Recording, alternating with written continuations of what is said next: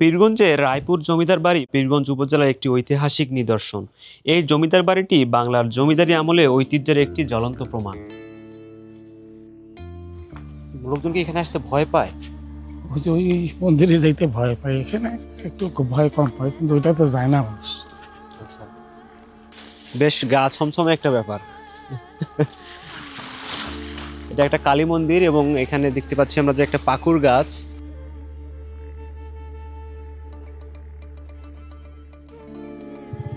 আসসালামু আলাইকুম। আমরা এই মুহূর্তে অবস্থান করছি রংপুর বিভাগের পীরগঞ্জ উপজেলার রায়পুর জমিদার বাড়ির সামনে। আমার পেছনে যে বিরানভূমিটি দেখতে পাচ্ছেন এটি হচ্ছে সেই জমিদার বাড়ি। আমরা এই জমিদার বাড়ির আদ্যপান্ত আজকে জানাবো এই ভিডিওর মাধ্যমে। আমাদের সাথেই থাকুন। রায়পুরের জমিদার বাড়ি একটি ঐতিহাসিক স্থাপনা যা বাংলাদেশের রংপুর বিভাগের পীরগঞ্জ উপজেলায় অবস্থিত। এই জমিদার বাড়িটি আখিরা নদীর তীরে অবস্থিত এবং এর ইতিহাস বেশ সমৃদ্ধ। জমিদার লাসমন সিং এর মৃত্যুর পর তার উত্তরাধিকারীরা দেশ বিভাগের পরে ভারতে চলে যান। সর্বশেষ তার কনিষ্ঠ পুত্র বীরেন সিং কিছুকাল এই জমিদার বাড়িতে থেকে যান, কিন্তু পরবর্তীকালে তিনিও ভারতে চলে যান। তার চলে যাওয়ার আগে তিনি জমিদার বাড়ি এবং কিছু সম্পত্তি রায়পুর উচ্চ বিদ্যালয়কে দান করে যান। জমিদার বাড়ির স্থাপত্য শৈলী এবং এর চারপাশের পরিবেশ বেশ মনোরম।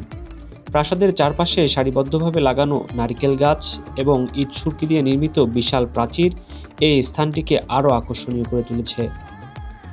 জমিদার বাড়ির পাশে দুটি বড় পুকুর এবং দক্ষিণ পশ্চিম দিকে জমিদার বীরেন সিং এর বিচারালয় ছিল, যেখানে তিনি এককভাবে অপরাধীদের বিচার করতেন। বিচারালয় থেকে আখিরা নদীর তীরে একটি সরু রাস্তা চলে গেছে, যা ইট বিছানো ঘাটে গিয়ে শেষ হয়েছে। এই ঘাটে জমিদার বাড়ির লোকজন স্নান করতেন। জমিদারের বসার ঘর এবং শোবার ঘর এখন ধ্বংসস্তূপে পরিণত হয়েছে। স্থানীয় হিন্দু সম্প্রদায়ের একসময় এই ঘরটি পূজা মণ্ডপ হিসেবে ব্যবহার করলেও এখন এটি পরিত্যক্ত এবং ইঁদুর ও চামচিকার আস্তানায় পরিণত হয়েছে। এই জায়গাটা একদমই নিস্তব্ধ একটা পরিবেশ এবং জনমানব শূন্যই বলা যায়। এখানে আমরা সেরকম কাউকে পাচ্ছি না যে আমরা এখানকার তাদের সঙ্গে কথা বলবো।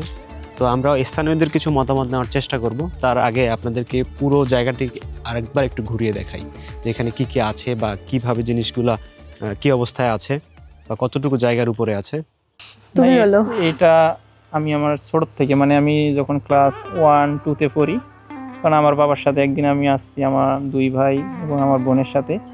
আসার পর এখানে যতগুলোই পুরাতন যে ইয়াগুলো দেখতেছি, এগুলো বাবা বলছে যে অনেক আগে, মানে তারাও গল্প শুনছে, এরা ইন্ডিয়া থেকে আসছিল, আবার যুদ্ধের পর ইন্ডিয়া চলে গেছে। আর ইন্ডিয়া থেকে কিছু ওদের আত্মীয় যারা গরিব ছিল তারা এখানে আসছে। এই যেখানে আপনার এখানে বাড়ি আছে, ওদের কিছু আছে, এরা এখন এইগুলো দেখাশোনা করে। আর বাকিগুলো অনেকেদের জমি ছিল, এই জমিগুলো অনেকে নিয়ে নিছে, আর বাকি যেগুলো আছে এরা দেখাশোনা করে এখানে। না, কেউ টেক কেয়ার করে না, পরিবারে এখানে চাষাবাদ করে। আর যে বাড়িগুলো আছে এগুলো অনেক পুরাতন। আগে যে এখানে কোন বাড়িতে যেন আপনার কয়েকটা মূর্তি ছিল, আমি দেখছি, বাট এখন দেখতেছি না, দেখাইতে নিয়ে এসছি আমার ওয়াইফকে। ওই পাশে রাস্তার পাশে দুইটা মূর্তি মনে আছে এখনো। এইটাতে মূর্তি ছিল বিশাল বিশাল, মানে স্বর্ণ দিয়ে মোড়ানো এই টাইপের। এখন আমি দেখতেছি না, মানে ও ভয় করতেছে, আমি এই জন্য ওখান থেকে গিয়ে ফিরে চলে যাচ্ছি। আমার নাম মোহাম্মদ হাফিজিয়ার রহমান।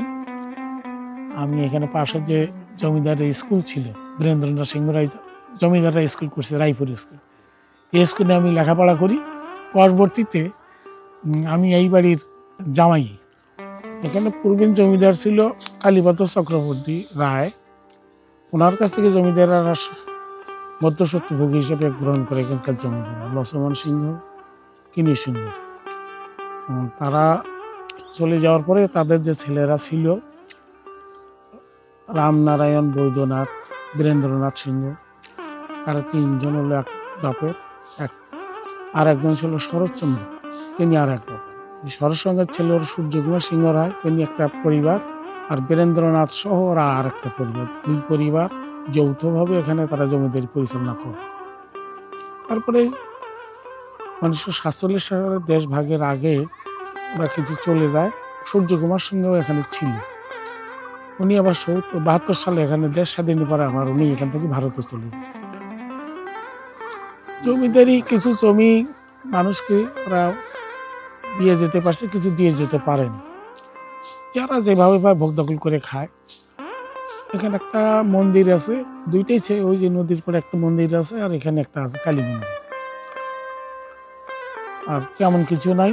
সামনে একটা পুকুর আছে সূর্যকুমার সিংহ রায়ের। কিছু কিছু তারা প্রজাপত্তন লাগিয়ে গেছিল, আর কিছু কিছু জমি এখন ওইভাবেই আছে, যেটা প্রজাপত্তন লাগাতে পারেনি। তারা যেটা জমিদার উচ্ছেদের পরে তারা যে খরপোশের জন্য সরকার একটা তাদের জমি ছাড় দিয়েছে 25% বলে। সরকার 25% জমি তাদের খরপোশ বাল বাচ্চা পোষ্য, সে জমিগুলো বিভিন্ন তারা কিছু বেচা বিক্রি করতে পারছে বা করতে পারেনি। তাদের যে কর্মচারী ছিল, তহসিলদার ছিল, তারা কিছু লোক সাহস করে বিভিন্ন লোককে দিয়ে দিয়েছে, আর এখনো পড়ে আছে সেগুলো। এখানে আর কেউ নেই। সর্বশেষ সূর্যকুমার সিংহ রায় এই বাড়িতেই ছিল। উনি 1972 সালে এখান থেকে চলে গেছে এই জমিটা বিনিময় করে। ভারতের এক নাগরিক আমরাই মনে করি, দ্বারবঘোষ মন্ডল নামে তার ছেলেবেলা সহ উনি এখানে তার বিনিময়ের মাধ্যমে এখানে আসছেন। সূর্যকুমার সিংহের এস্টেটটা উনি ওখানে যা আমাদের জমি জমাগুলো নেওয়া হয়েছে। আর প্রত্নতত্ত্ব অধিদপ্তর থেকে কি এগুলো সংরক্ষণের কোনো ব্যবস্থা বা কোনো ব্যবস্থা নাই। বিশৃঙ্খলায় মানুষ যাই যেটা পারছে নিয়ে চলে গেছে, ধ্বংস হয়ে গেছে প্রায়। মূর্তি দুটো এখানে নাই। এখানে কালী মন্দিরের মূর্তি ছিল, দুটা কি একটা ছিল আমি বলতে পারবো না। একটা মূর্তি রংপুর কালীবাড়ি মন্দিরে আছে, এখান থেকে ওখানে নিয়ে রাখা হয়েছে, সংরক্ষণ করা হয়েছিল। ওখানে যারা এখানে হিন্দু ছিল, অমৃত কুমার নামে এক ব্যক্তি ছিল, উনি রংপুরে থাকে, উনি মারা গেছে। উনি এখান থেকে ওখানে একটা মূর্তি নিয়ে গেছে। জমিদার বাড়ির ভবনগুলোর নির্মাণশৈলী অত্যন্ত শিল্পসম্মত এবং চিত্তাকর্ষক ছিল। দরজা জানালাগুলো মূল্যবান ছিল, কিন্তু রক্ষণাবেক্ষণের অভাবে সেগুলো চুরি হয়ে গেছে। এখনও ইট পাথর চুরি হচ্ছে বলে জানা যায়। এছাড়াও এই জমিদার বাড়িতে অনেক মূল্যবান মূর্তি, পাথর এবং অন্যান্য দামি সামগ্রী ছিল, যা এখন আর দেখা যায় না।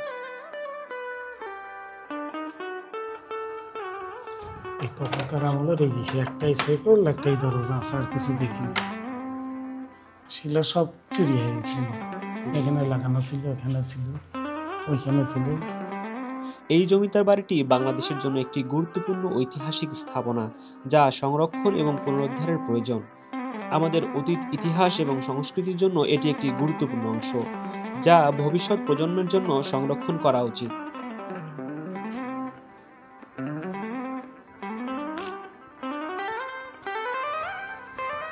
আমি এগুলার আশপাশ খুব একটা ঘেঁষি না, কারণ লোকজনকে এখানে আসতে ভয় পায়। ওই মন্দিরে যাইতে ভয় পায়, এখানে একটু ভয় কম হয়, কিন্তু ওইটা তো যায় না মানুষ। আমার পিছনে যে স্থাপনাটি দেখতে পাচ্ছেন, এটা একটা কালী মন্দির এবং পুরো গাছের ডালপালা দিয়ে ছেয়ে আছে, মানে পুরো জিনিসটাকে যেন তারা একদম আবদ্ধ করে রেখেছে। আমরা চেষ্টা করছি জায়গাটাতে কাছাকাছি যাওয়ার জন্য। বেশ গা ছমছমে একটা ব্যাপার। এটা একটা কালী মন্দির এবং এখানে দেখতে পাচ্ছি আমরা যে একটা পাকুর গাছের শেকড় একদম ঠিক ছাদের উপরে উঠে গেছে। এবং এই দিকটাতে দেখতে পাচ্ছি এটা একটা কিন্তু কালী পরিত্যক্ত হওয়ার কারণে মানুষ কিন্তু এই জায়গাগুলোতে আসে না, এবং ঠিক না আসার কারণে অনেক প্যারানর্মাল অ্যাক্টিভিটিস কিন্তু এখানে হয়। আপনারা যদি একটু ছাদটাকে খেয়াল করেন, ছাদটা কিন্তু একদম ধসে পড়তেছে, একটা ইট আছে কিন্তু খোলা, কোনোভাবে ওটা মাথার উপর পড়লে কিন্তু একদম আহত হওয়ার সম্ভাবনা আছে। আর এই যে দেখুন, এই শেকড়গুলো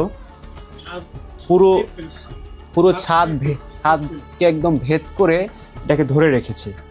ঠিক আছে, আমার দেখা মতো এরকম আমি দেখিনি আমার ইয়াতে।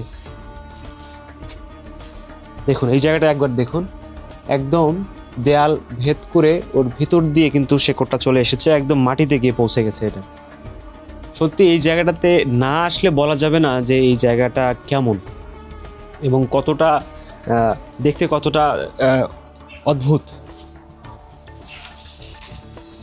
আমরা যদি এই দিকটাতে একটু নামি সাবধানে,